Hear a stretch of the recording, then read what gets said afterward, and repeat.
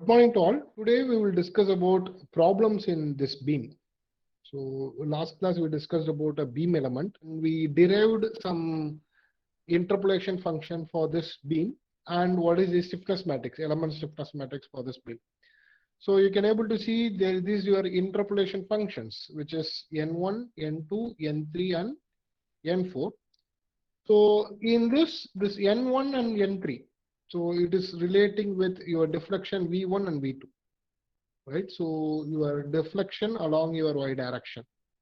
Okay, so which here it is indicated as D1 and D3. Okay, so whereas this N2 and N4 deals with your slope theta1 and theta2. Right, that is your twist. So what happens here is, so whenever I identify an interpolation function, this N1 and N3 is meant for finding out your shear forces. So forces in your beams. So this 2 is for forces. So when you apply a force, you will get deflection, right? Whereas this N2 and N4 relates with your moment. So this 2 is relating with your moment. So when you apply this moment, you will get slope. So this is what we indicate here.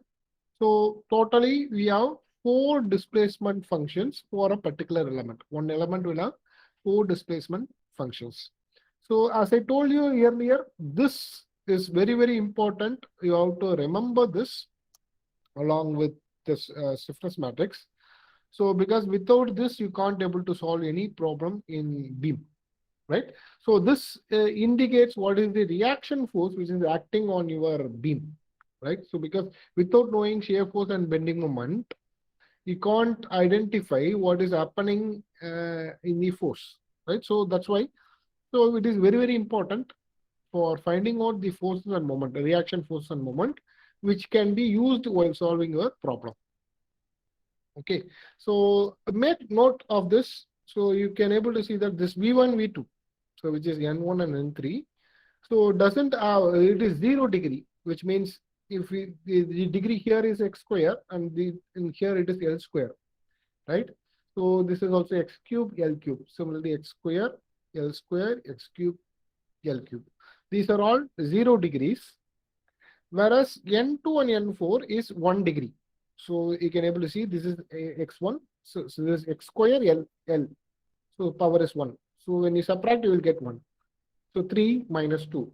So 1. Similarly, this also 3 minus 2, 1. So 3 minus 2. So these are 2 minus 1, 1. So this is what you can able to identify. A theta will have x function, whereas your displacement will have a constant value, something like that. Okay, so and you also identified, so what is your element stiffness matrix for this? The formula is EI by L cube 2L 6L 6L 4L square. So same, so whereas here it will be 2L square, so you'll get negative only on third row and third column, right? So based on that we identified. So these are the 2 important things which you have to know.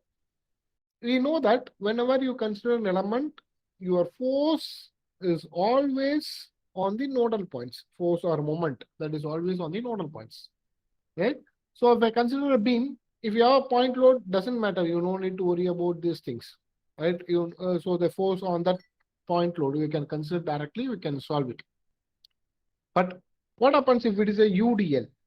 So there is a distribution, there is a change in the distribution. Or what happens if there is a force which is in between this element, right? So if the beam have a capability of this, so it's not like our previous bar, so where you can split the beam. So because if I consider UDL, something like this, so even if I consider this into 2 elements, in between the element, in between the 2 nodal points, you have some force. So what I will do, this force has to be converted to some reaction on your nodal points. So in these nodes, it has to be considered as a reaction, right? So the reaction will be in terms of shear force and bending moment. The reaction will be in terms of shear force and bend moment. Okay, so we are going to apply that by using this interpolation function. Okay, let me deal with that first. Let me consider here, this is my element. So you have nodal point 1 and nodal point 2. So let me consider you have a force somewhere P in between this element, right? If we split this in this as 2, no need to worry about it because already this nodal point is having the 2, you can directly solve. But in the middle of this element, if you have a force like this, then these two nodal points will have a reaction of this particular force. Okay. So to identify the reaction, we use this interpolation function. Okay. So don't think like our normal problem identifying reaction RA and RB, right? It is not like that. This is different. Okay. So for that, what I do, I have to take N transpose. What is this? N transpose. It is nothing but N1, N2, N3, N4. This is my N transpose. If you take N transpose, substitute X is equal to Xn. So the location at which the force is applied. For example, the force is applied at 10 mm. If the element is totally 50 mm, and if the force is applied at 10 mm, so substitute X is equal to 10. Right? Where you have to substitute in this N1, N2, N3. What is this N1? So you know the formula. 1 minus 3x square x cube by L cube plus 2x cube by, sorry, x square by L square, something like this, right? So this formula, right? This formula you have to apply. Okay, so I don't know whether I am writing it clearly. So okay, that is x square. This is x cube. Sorry, this is x square L square. This is x cube L cube, right? In this, so you have to substitute x is equal to 10, and then if you do that, you will get what is the reaction force with respect to that. Right? So that is your force P. So what happens if we have a UDL? So uniformly distributed load, right? So what you do, you have to integrate it. So integrate from 0 to L, right? Integrate 0 to L, N transpose, Wx is the what is the force you are applying it into dx. When you do that, you will get in terms of force matrix. Okay, so which is F1, M1, F2, M2. Okay, so when you substitute it, you will get something like this. So that is the reaction force which is acting when you have a UDL type of loading, right? So what happens if we have a moment, right? So when I have a moment, what I have to do, I have to take d by dx. So this N, I have to differentiate once, then substitute the location with respect to a moment. Okay, so it is xm. So in that case, first differentiate this, then substitute x is equal to 10. So for example, xm is 10. Substitute x is equal to 10. Then multiply with your what is the value of the force. Okay, so these are the few things which you are going to do, right? So for identifying the reactions, and we consider this problem, right? So you have 2L, so the length is 2L, and there is a beam which is fixed on both the sides, and you have a UDL at the first half of it, which is around W Newton per meter.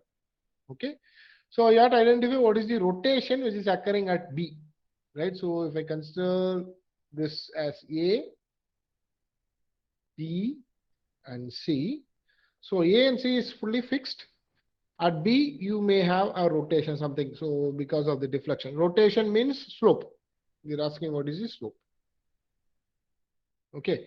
So this is the problem. So how to solve this? So we'll go step by step. So first you have to locate the nodal numbers and the element numbers, right? So let me name this. So the first element.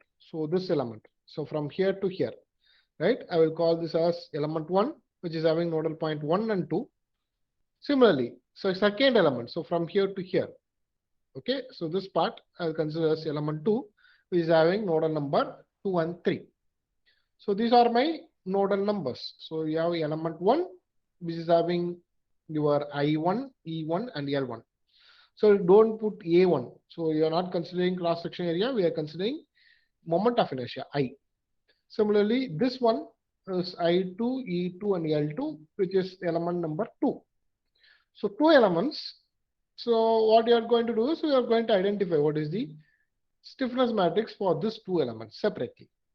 So the first element will have a force F1. The first element has a nodal point 1, which has force F1. Because of this force, you will get a displacement V1. And it also has moment M1. So M1, so which is your moment. Because of that, you will get theta 1. Okay, similarly, this one. So F2, comma V2 and M2, comma theta 2. So this one M3, comma theta 3 and F3, comma V3. Right? So note the first one is your input and the second one is your output. Okay, what is my input? So my input is for element 1, if I write, it is F1, M1, F2, M2. Right? This is my input. What is your output for this element when you apply it? So we'll get V1, theta 1, V2, theta 2. This is my output. So when you apply this input, you will get your output. The force and moments are input forces. Because of this, you will get displacements and slope, right? So that is what I am writing it here. Okay. So now you can able to see. So the element, how many displacements you have for a single element. Single element will have so 4 displacements, right? So nodal point 1 is having 2, right? So nodal point 2 is having another 2. So totally you are having 4 displacements. Okay. So next step, I will identify what is my element stiffness matrix for this each element. So you know the formula. So what is my formula? This is my element. So you know the formula is K12, right? Why I indicate 12? It is connecting nodal point 1 and 2. It is EI by L cube, 2L, 6L, 6L, 4L square. So this is my formula, right? So what I am going to do, I am going to apply it. Okay, so you know what is the values, right? We can apply it. So what is your E1, I1, L cube, whatever it is. So L is the length. So you apply, you will get the answer.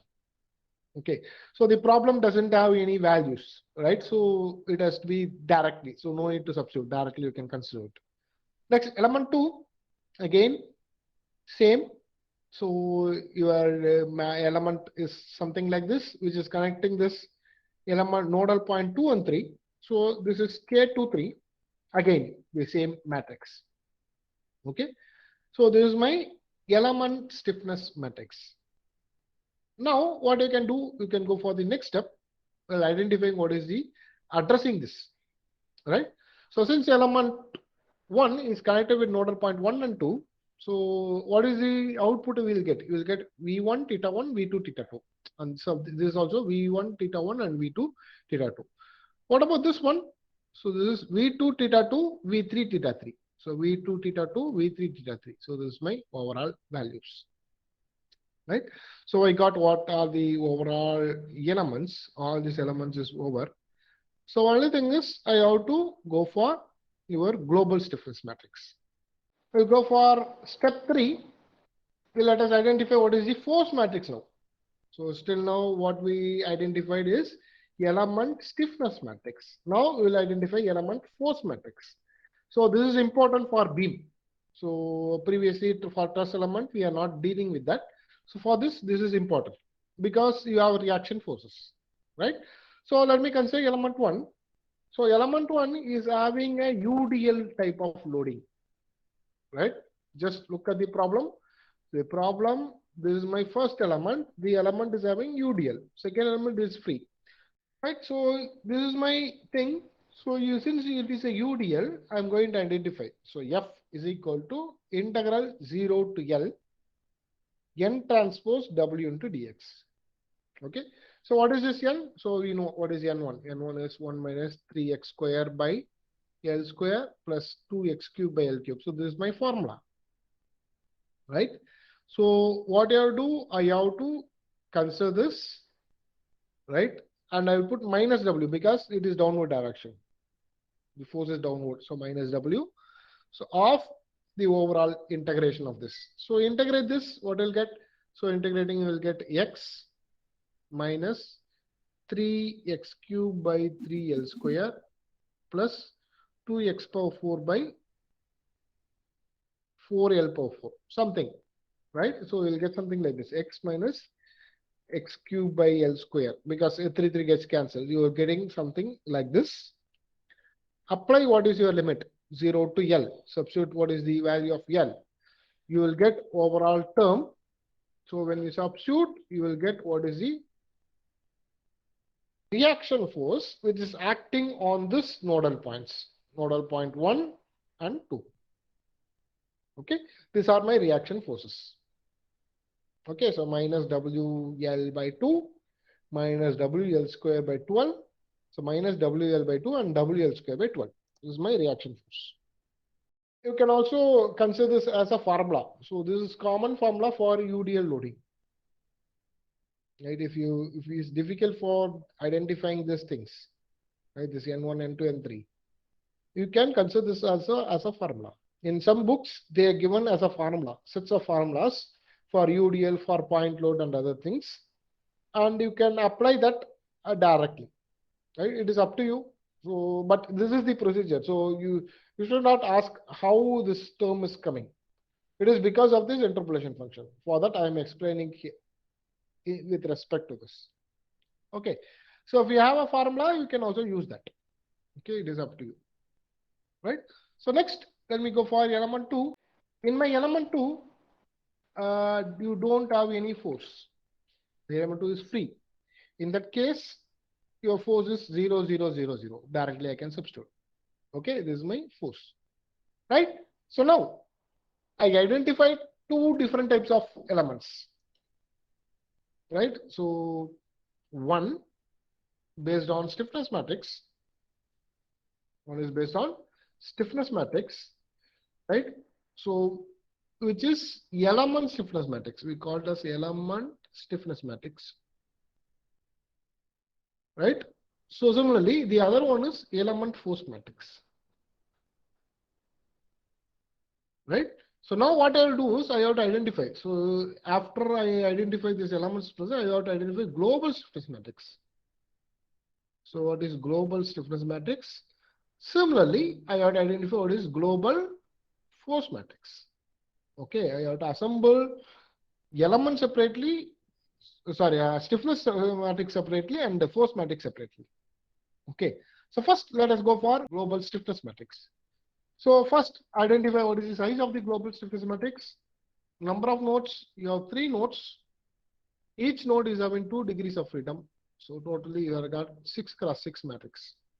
Okay, the size is 6 cross 6 matrix. Okay, this is my global stiffness matrix. Okay, let me proceed. So this is my overall elements. We consider this is my K value. So K value is EI by L cube. So which is having all the things, V1 theta 1, V2 theta 2, V3 theta 3. Same thing in rows and columns. So now what I can do, I can assemble this. So you can able to see this is V1 theta 1, V2 theta 2. So this will come here. Okay. So this entire term will be here. So this will be the matrix for this. Just I'm substituting here. Okay. The other term, so V2 theta 2. So this will also comes along this direction, V2 theta 2. So along this thing. So again, substituting that things. So this is my overall matrix, right? So when you add it, you will get this as a matrix. So this is my overall matrix, right? So of course, I have concentrated only on one part because it is symmetrical. So you can consider that also.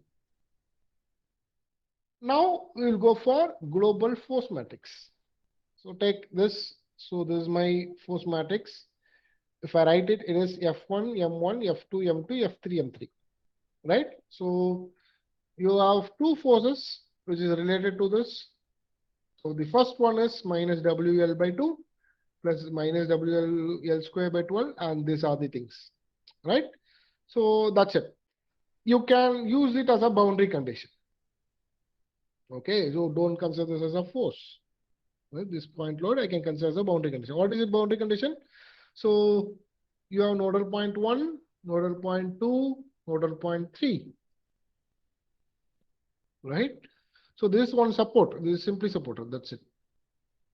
Okay. So what is happening here? So nodal point 1 is fully fixed, which means your V1 theta 1. So both are 0. Right? Nodal point 3 is also fully fixed, which means V3 theta 3. Both are 0. If I consider nodal point 2, it is having a support. Will you have displacement? V2. So this is having a support. Because of this, you don't have displacement. The displacement V2 is 0. But slope, you have slope theta. So theta is known. So because of the deflection, what happens if this beam will bend like this? Okay. So what happens if you don't have theta here because sorry, you don't have displacement here because it is fixed. So you have a support, right? So there is no force. So no displacement. Okay. So whereas you have theta, angle theta. Okay, which is your slope. So when you apply this, so your V1 theta 1 is 0, V3 theta 3 is 0, and V2 is 0. Okay. So let me consider. So let me consider F is equal to K into U. So this is my F, right? And this is your K. And you have U, right? So you know that V1 theta 1. So all are zeros. So which means I can cancel these rows and columns. Similarly, theta 1. So think, so V1, first row, first column. That is cancelled. Second row, second column. Both are cancelled. So this is when apply your boundary condition 1, which is V1 theta 1 as 0. Next, V3 theta 3 is also 0. So that also we can cancel. Last row, last column. So last before row and before column. So I can eliminate. And your V2 is also 0, right? So which means third row, third column. That also we can cancel, right? So remaining term, if I consider you have only one term, so which I can write it as WL square by 12, which is equal to EA by L cube, 8L square theta 2. So from this, we can able to identify what is the value of theta. So which is equal to WL cube by 96 EA, right? This is how you can able to solve the problem, right? So when you have a beam,